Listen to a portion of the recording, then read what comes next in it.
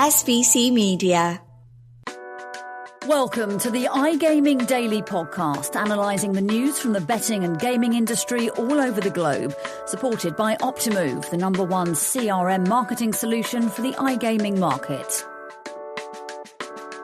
As the SBC family grows larger, our coat of many colors grows larger as well. Welcome to iGaming Daily. I am Fernando Noodt, Senior Business Journalist for SBC Noticias, and today I am joined once again by the boss, SBC Noticias editor, Lucía Gando. Lu, how are you today in a very, very special episode? Hello, Fer. How are you? I'm all good. I'm still in Mexico, so enjoying my time here, and I'm happy to join this episode because we have great news, as always, but yes, happy to be here with you. Yeah, always happy to be on iGaming Daily, but today we are more happy and we are once again joined by Optimove, the #1 CRM marketing solution for the iGaming market and sponsor of iGaming Daily.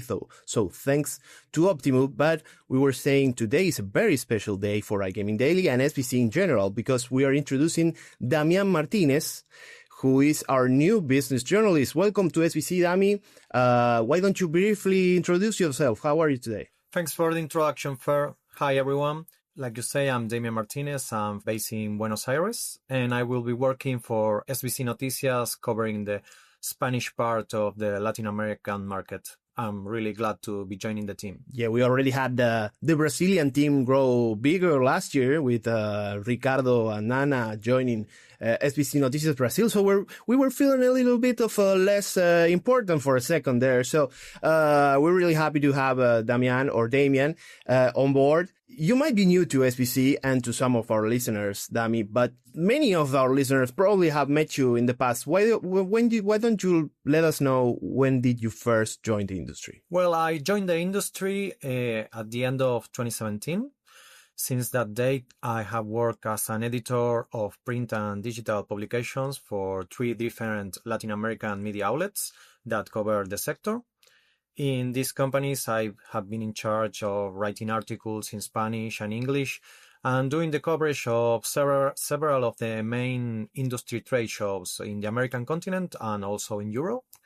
And last year, I was also in charge of the organization of different small networking events that gather the most important Latin American gaming executives. That's great. And like I said, we kind of been expecting for someone to join, and we're really happy that it's someone like Dami here because we're already loving him. But Lu, what can you say about Damian joining SBC? Well, as you said, Fer, we were the smallest team, I think, in SBC. We used to have Lu Mourinho as well, but then she left us for the relationship team, so it was just Fer and me. So it is great to have another member. In the Latam field, we felt overshadowed by the Brazilian team. No, we love them, but yes, we needed more Argentinian representation in SBC, so we are happy Damian joined us. I'm tempted to say Damian as well because everyone calls him Damian, but it's Damian. But yes, it was a long process, let's say that, because it's always hard to find someone who can fit perfectly well in SBC, and we are super happy with Damian. He adapted very fast to our team dynamic and to SBC in general, so we are looking forward to keeping his growth here in the company and to counting on him on further tasks as we keep growing.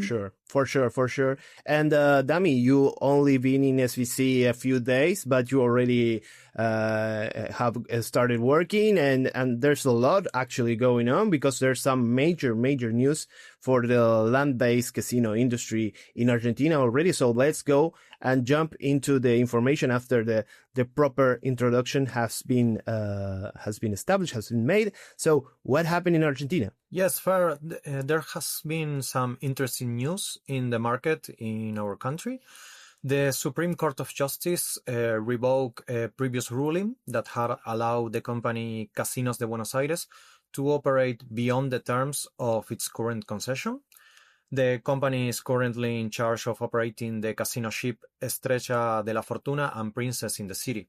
Also, the Supreme Court announced that it will analyze the main issue of this case, which is whether or not the vessels can continue operating in the city of Buenos Aires. So we will have to be very interested in see what will come out of this. Yeah, it's definitely an interesting story because this is actually something that's not new. So we kind of saw this coming. So Lou, it is a major decision, but we are not really surprised about it. No, not surprised because, we know that Argentina has its regulations separated by provinces. In the national constitution, it says that gaming issues won't be ruled nationwide. So we know that Buenos Aires had a restrictive law against land-based gaming. They shut it down, all the bingos, but we know that this casino was like the biggest one, the biggest operation in Buenos Aires. It was very popular. Plus, it's located in Puerto Madero, which is one of the most touristic neighborhoods in Buenos Aires. So it was very central for the industry, and this will have a great impact. But we know that it is also very controversial, the operations there, because of the political connections, and there's always been a lot of questions regarding this casino. So it's not a surprise that it's shut down, but we know that it will affect the way that Buenos Aires operates its market. Yes, definitely will, because we are always talking about iGaming, sports betting. All the digital landscape has been like the center stage. It has been the main focus for both the SBC Noticias agenda, the iGaming Daily agenda. We're always talking about iGaming, but land-based is still a core aspect of the gaming industry, and having one of the two major operations, and actually the only two major operations of land-based casinos in Buenos Aires have a decision like this against them, is certainly something that will impact and heavily on the gaming landscape in Buenos Aires. But for now, the casino is still operating. Despite the Supreme Court rule, the casino is still open. We'll have to wait and see what happens in the future with this casino, and whether it will be actually shut down for good, or if they can continue to operate with a different action before justice. So definitely you need to keep up to date with this scenario, with this news and every other news happening in Latin America. So make sure you subscribe to SBC Noticias newsletter. Go to sbcnoticias.com and find the newsletter link, the newsletter button, and just subscribe to that so you don't miss anything about the Latin American gaming industry or the major news that SBC has, because while we can't wait to see what happens with this major news in Buenos Aires, Lu, there has also been a major announcement for SBC Summit Americas. Yes, SBC is very happy to announce that we are hosting Steve Aoki, the very famous DJ, in our Infinite Party. So we are very looking forward to it, and we are happy to gather the industry and enjoy all together this amazing show that we are preparing. Yeah, I was actually talking to Damian. You're a big EDM fan, right? You like electronic music, Dami? Yep, actually I am.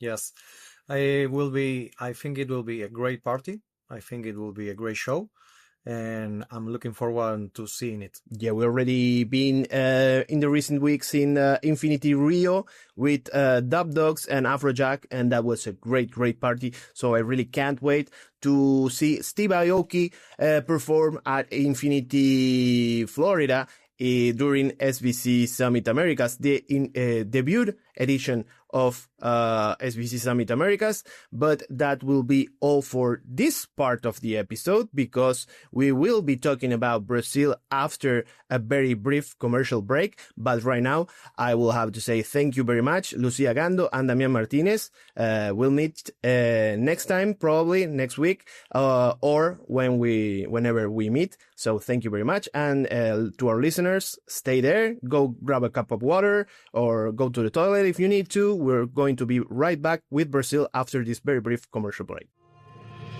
SBC Leaders connects the gambling industry's top-tier operators and associations to share the best ideas, collaborate on solving the biggest issues, and push innovation throughout the betting and gaming industry.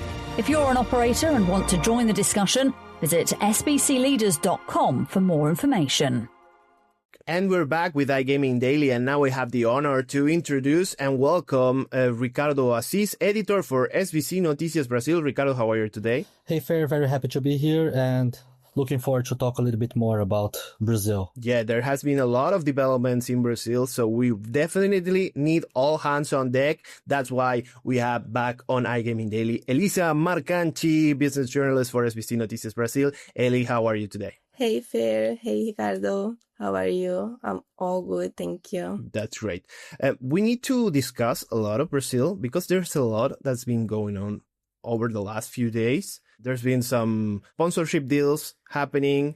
Neymar taking center stage in both the pitch, or maybe not the pitch because he's always injured and out the pitch. But we already discussed Argentina beating you guys 4-1, so we're not going back over that. There's no need to go again and repeat that Argentina won 4-1 against Brazil in the game of the century, probably, after beating you in the final of the Copa America in 2021. But there's no need to discuss that right now because we have already talked about Bolsa Familia, this welfare plan in Brazil. We have already discussed that in previous episodes of iGaming Daily. And this welfare program in Brazil is potentially going to be a trigger to prevent people from betting in the country because their beneficiaries might be excluded from gambling activities. Ricardo, why don't you tell us what's going on in Brazil? Yeah. This was the biggest news in the iGaming industry in the last week, I think, and maybe the biggest news since the start of the regulated market because it affects almost a third of the adult population here in Brazil. Almost 60 million people are beneficiaries of the Bolsa Familia, and almost 30 million are adults. So it's a huge part of the population. And in an interview to a media outlet named Estadão here in Brazil, the Secretariat of Betting and Prizes, Regis Ludena, told that they are in the last stages before launching this law ordinance that's set to ban all the beneficiaries of Bolsa Familia and the continuous benefit payment, which is called BPC here in Brazil. And it's not going to be a ban on the use of the resources, but it's going to be the ban on the people, on the physical people, their CPF, which is their registered number here in Brazil, is going to be banned to log in the sites. And Regis told that it's the only way that they will be able to comply with the decision that was made by the Supreme Court in November of last year. Because, like you said before, we talked about it. And in November, the Supreme Court has ruled saying that beneficiaries of the Bolsa Familia could not bet, at least could not use the resources of Bolsa Familia in betting. But Regis told that it's impossible to ban only the resources because these resources are mixed with the finance of the people. So according to Regis Ludena, it's impossible to determine if the money is from the Bolsa Familia resources or it's from the individual resources. So the only way that's possible to comply with this Supreme Court ruling is to ban the CPF altogether. So it's huge because the C and D classes are one of the classes that bet the most here in Brazil.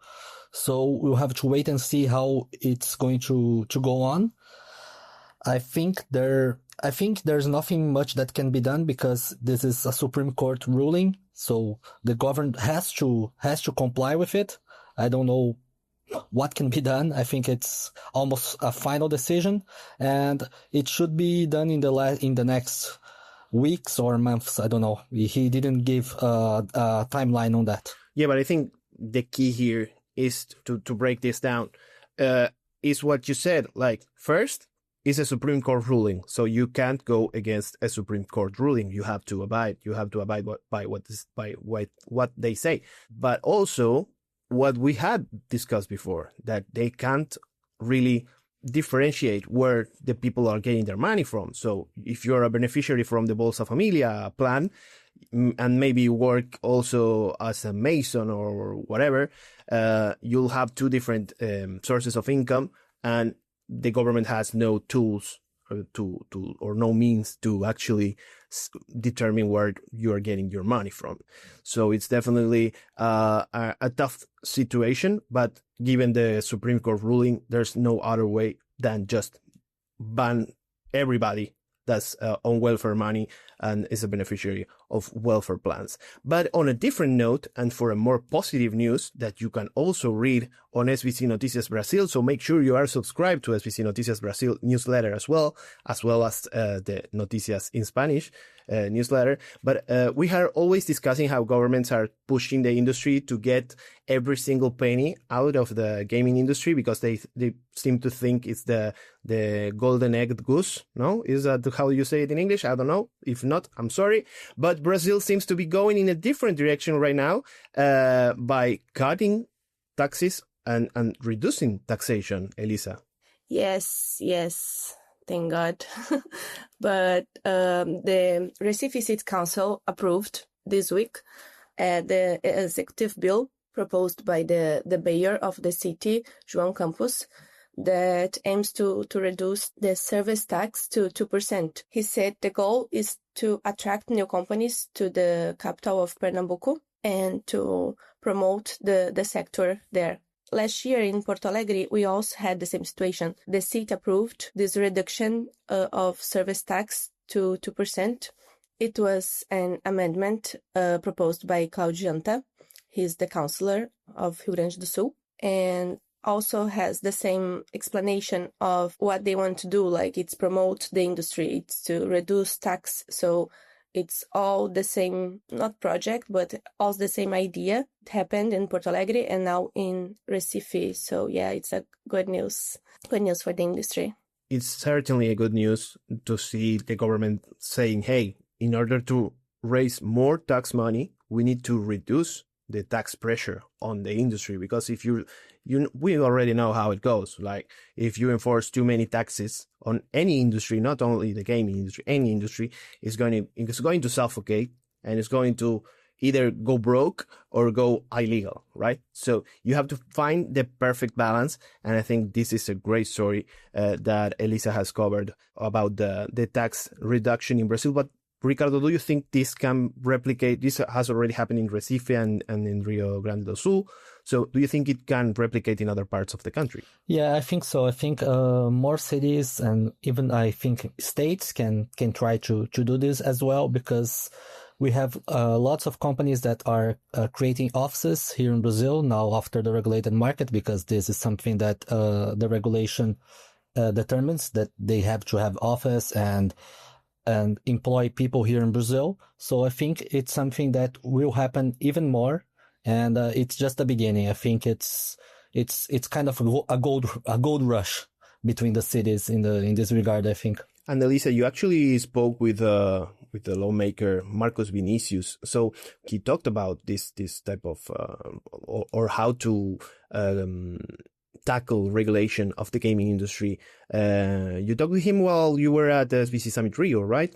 So why don't you talk about that? Yeah, I met him in Rio during our event, and he has two bills about to promote the industry and also to reduce the service tax, and for the same reason as I mentioned before. And we have the bill number 397 and the 398. each of the bills aims for one thing differently, but both together, it's like to promote the industry in the whole state. Not only Porto Alegre would have this reduction on the service tax, but the whole state, the Rio Grande do Sul. So, yeah, we talked about it. We have everything on Notícias Brasil, all very explained, and it just like Recife and Porto Alegre, it's going to he aims to have like 2% service tax to iGaming companies. So yeah, I think it's a good thing. It's like can help our industry to grow, and it's how you said before, like if we push too much, it's not going to happen. Like the gray market's gonna like take over, and we don't want that. So #wait and see. #wait and see for Brazil. But if you don't want to wait and you want to read, make sure you are subscribed to SBC Notícias Brazil newsletter and also to SBC Noticias newsletters, so you can find out all about the casino in Buenos Aires story we mentioned before, the taxation issue here in Brazil, and more than an issue, it's like a good story, good news for Brazil, but the issue with the welfare money in Brazil as well. That's all of that you will find on SBC Noticias Brazil, and of course in SBC Noticias as well. You can also find us on TikTok, because we are on TikTok right now. So search for iGaming_daily_podcast, or just iGaming Daily Podcast, and you will find us on TikTok. So make sure you follow there as well. And that will be all for today. Thank you very much, Ricardo, Elisa. Big shout out to Lucia and Damian as well over at the first half. And thank you very much, Anaya McDonald, for producing this episode. I'm Fernando Noodt, and we'll see you in the next one. Thank you for listening to today's iGaming Daily Podcast, supported by Optimove, the #1 CRM marketing solution for the iGaming market. If you want to find out more about some of the subjects raised today, feel free to explore any of the sites in the SBC News Network, or check out the latest edition of the SBC Leaders magazine. Happy reading.